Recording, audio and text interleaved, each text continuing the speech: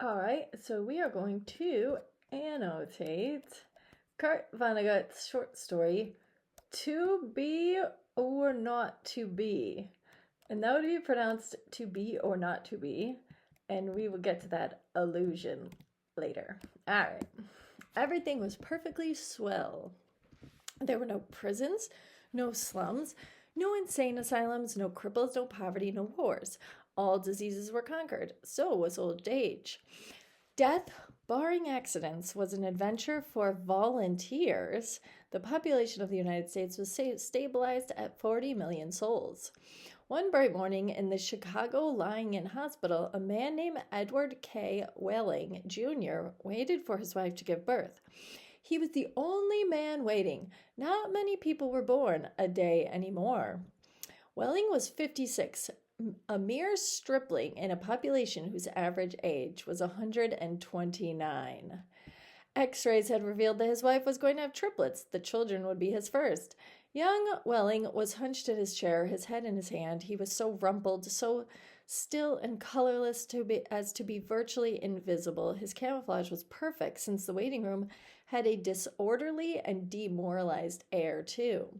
Chairs and ashtrays had been moved away from the walls. The floor was paved with spattered drop cloths. The room was being redecorated. It was being redecorated as a memorial to a man who had volunteered to die. A sardonic man, old man about 200 years old, sat on a stepladder painting a mural he did not like, back in the days when people aged visibly. His age would have been guessed at 35 or so. Aging had touched him that much before the cure for aging was found. That I will highlight. Actually, I will mark it. This is a clue into the context of our story's setting. Basically, it's telling us that this society has medically advanced so much as to fight off aging. So we'll say medically advanced society. No more aging after 30. All right. That will be important to take note of later. The mural he was working on depicted a neat garden. Men and women in white, nurses and doctors, turned the soil, planted seedlings, sprayed bugs, spread fertilizer. Men and women in purple uniforms pulled weeds, cut down plants that were old and sickly, raked leaves, carried refuse to trash burners. Never, never, never, not even in medieval Holland nor old Japan, had a garden been more formal, been better tended. Every plant had all the loam, light, water, air, and nourishment it could use. A hospital orderly came down the corridor singing under his breath a popular song. If you don't like my kisses, honey, here's what I'll do. I'll go see a girl in purple, kiss this sad world toodaloo. If you don't want my lovin', why should I take up all this space? I'll get off this old planet. Let some sweet baby have my place. The orderly looked in at the mural, and the muralist looks so real, he said. I can practically imagine I'm standing in the middle of it.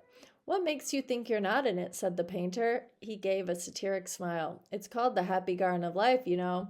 That's good of Dr. Hitz, said the orderly. An orderly is just someone who works at the hospital, like helping out and stuff. Kind of like a candy striper, like a volunteer, maybe.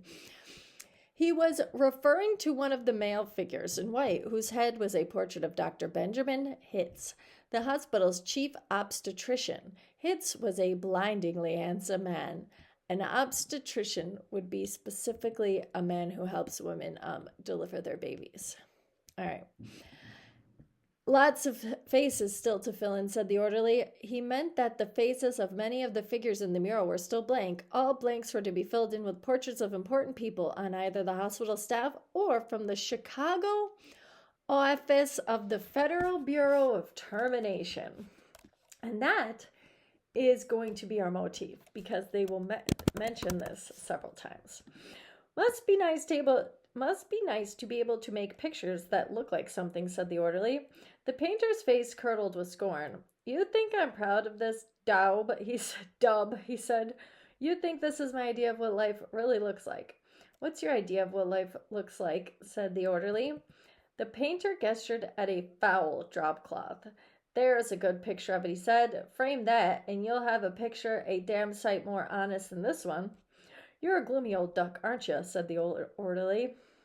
Is that a crime? Said the painter. The orderly shrugged. If you don't like it here, Grandpa, he said, and he finished the thought with the trick telephone number that people who didn't want to live anymore were supposed to call. The 0 in the telephone number he pronounced naught.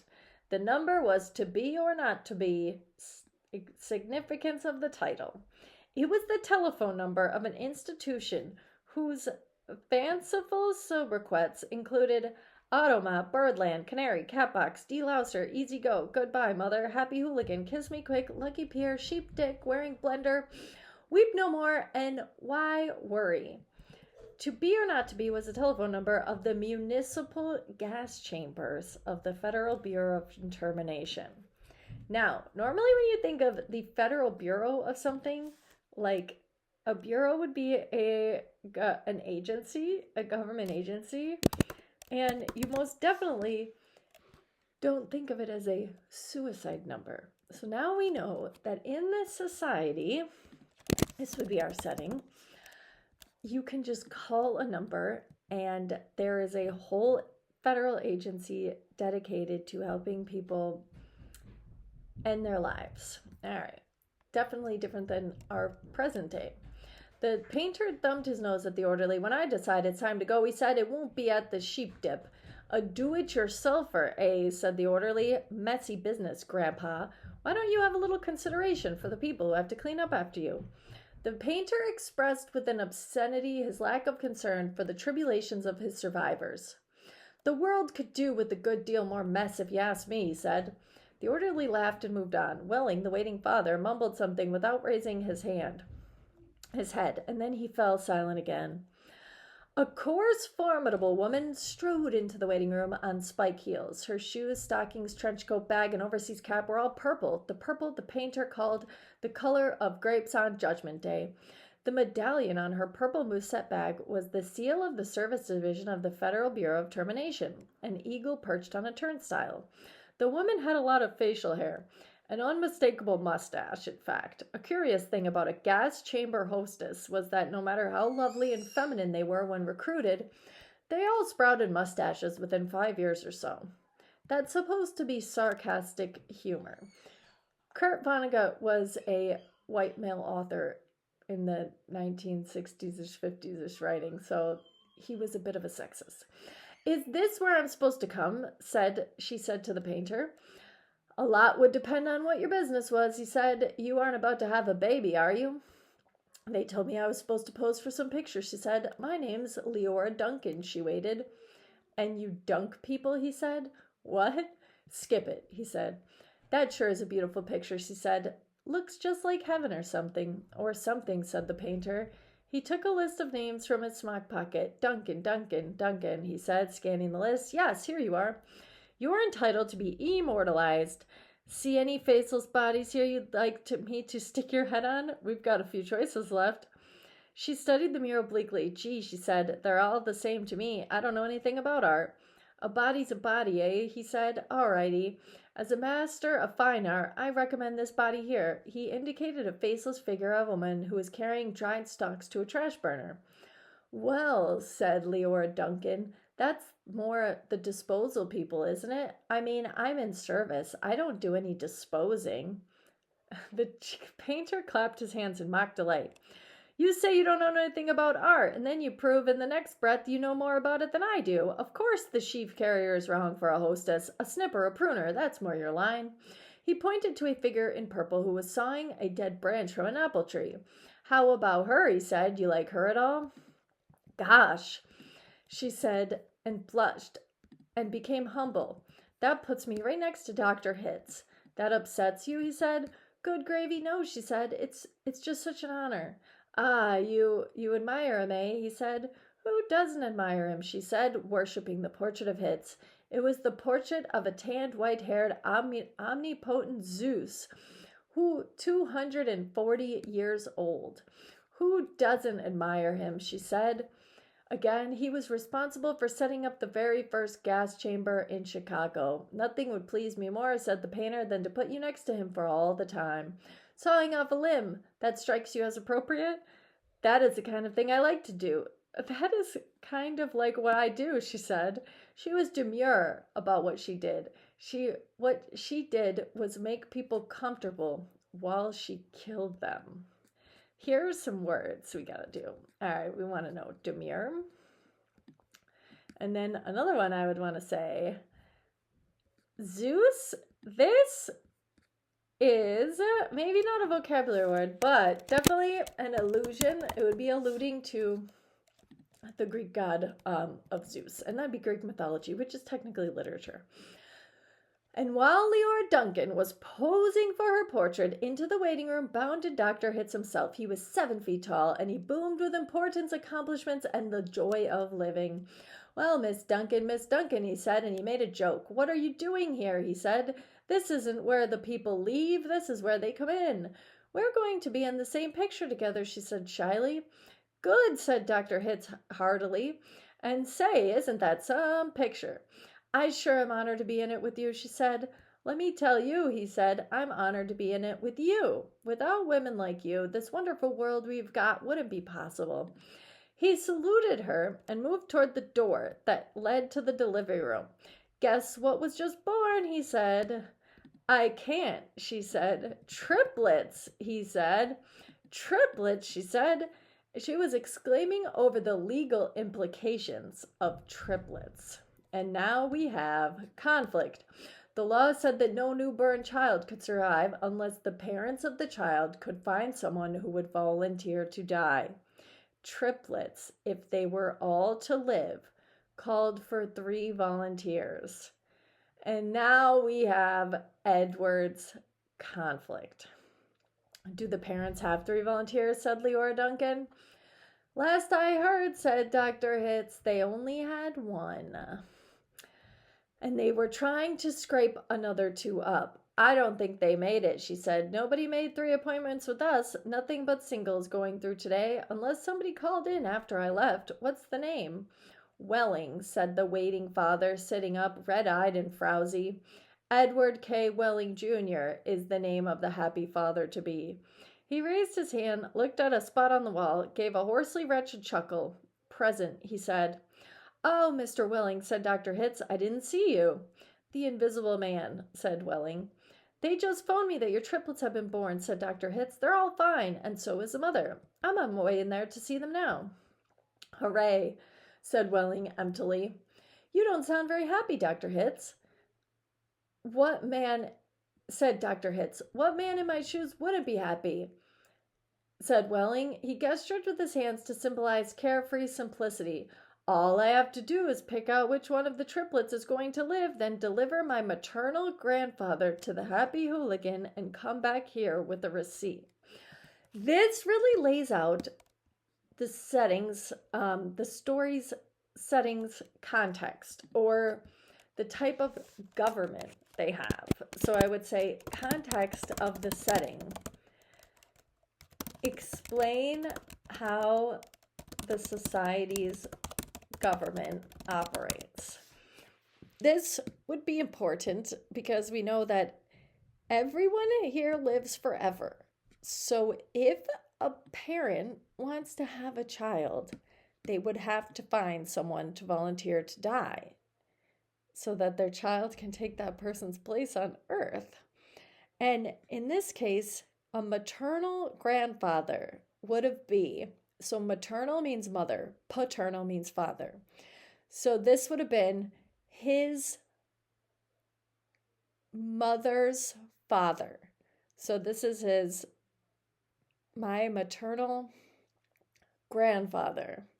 Yeah, this would be his mother's father, is the person who's volunteered to die so that Edward and his wife can have their child. But now there's been a conflict because unexpectedly they've had 3. See, here's another criticism of the story. Or, well, here is a criticism. Kurt Vonnegut's making the story for the future. Women would know how many children they're having, like very early in their pregnancy. And in this story, Vonnegut's making it as though a woman doesn't know how many children she's having until she's literally in the process. Anyways, here we go. Dr. Hitz became rather severe with Welling, towered over him. "You don't believe in population control, Mr. Welling," he said. "I think it's perfectly keen," said Welling, tautly. That would be like irritatedly. Let's highlight that one for later. "Would you like to go back to the good old days when the population of the Earth was 20 billion, about to become 40 billion, then 80 billion, then 160 billion? Do you know what a druplet is, Mr. Welling?" said Dr. Hitz. "Nope," said Welling sulkily. "A druplet, Mr. Welling, is one of the little knobs, one of the little pulpy grains of a blackberry," said Dr. Hitz. "Without population control, human beings would now be packed on the surface of this old planet like druplets on a blackberry. Think of it." Welling continued to stare at the same spot on the wall. "In the year 2000, said Dr. Hitz, before scientists stepped in and laid down the law, there wasn't even enough drinking water to go around, and nothing to eat but seaweed, and still people insisted on the right to reproduce like jackrabbits, and their right, if possible, to live forever." "I want those kids," said Welling quietly. "I want all three of them." "Of course you do," said Dr. Hitz. "That's only human." "I don't want my grandfather to die either," said Welling. "Nobody's really happy about taking a close relative to the cat box," said Dr. Hitz gently, sympathetically. "I wish people wouldn't call it that," said Leora Duncan. "What?" said Dr. Hitz. "I wish people wouldn't call it the cat box and things like that," she said. "It gives people the wrong impression." "You're absolutely right," said Dr. Hitz. "Forgive me," he corrected himself. "Gave the municipal gas chambers their official title, a title no one ever used in conversation. I should have said Ethical Suicide Studios," he said. "That sounds so much better," said Leora Duncan. "This child of yours, whichever one you decide to keep, Mr. Welling," said Dr. Hitz, "he or she is going to live on a happy, roomy, clean, rich planet, thanks to population control. In a garden, like that mural there." He shook his head. "2 centuries ago, when I was a young man, it was a hell that nobody thought could last another 20 years. Now centuries of peace and plenty stretch before us as far as the imagination cares to travel." He smiled luminously. The smile faded as he saw that Welling had just drawn a revolver. Welling shot Dr. Hitz dead. "There's room for one, a great big one," he said, and then he shot Leora Duncan. "It's only death," he said to her as she fell. "There, room for 2. And then he shot himself, making room for all 3 of his children. Nobody came running. Nobody seemingly heard the shots. The painter sat on the top of his stepladder, looking down reflectively on the sorry scene. The painter pondered the mournful puzzle of life demanding to be born, and once born demanding to be fruitful, to multiply, and to live as long as possible. To do all that on a very small planet that would have to last forever. All the answers that the painter could think of were grim, even grimmer surely than a cat box, a happy hooligan, an easy go. He thought of war, he thought of plague, he thought of starvation.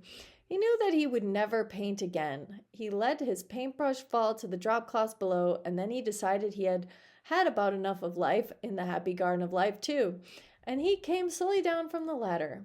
He took Welling's pistol, really intending to shoot himself, but he didn't have the nerve.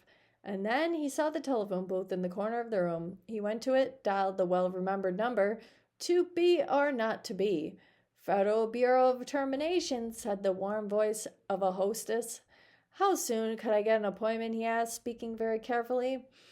"We could probably fit you in this late afternoon, sir," she said. "It might even be earlier, if we get a cancellation." "All right," said the painter. "Fit me in, if you please." And he gave her his name, spelling it out. "Thank you, sir," said the hostess.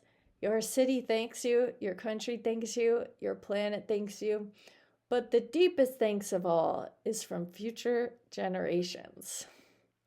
And we will explore our story's literary elements next lesson.